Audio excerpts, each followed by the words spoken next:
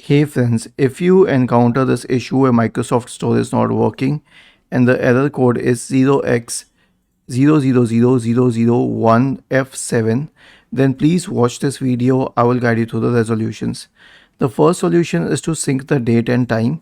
Right click on the start button and select settings from the menu, and then go to the time and language tab on the list on the left hand side.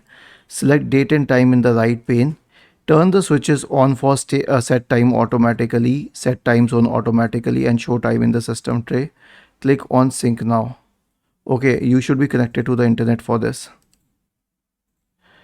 Now once you get the tick mark here, it means that the time has been synced. The next solution is to reset the Windows Store cache.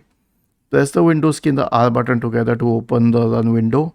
Type the command ws reset and hit enter. This will reset the cache and launch Windows Store. So does it fix your problem? If not, then the third solution will definitely fix it, and that is to reinstall the Windows Store. So we have a command line here. I have shared it in the description section of the video. Search for PowerShell in the Windows search bar and click on Run as Administrator, and paste this command in the PowerShell window and hit enter, and this will re-register the Microsoft Store. Was this helpful? If yes, then please subscribe to the channel, and if not, then let us know in the comment section of the video on how we could help you further. Thank you for watching this video and have a nice day.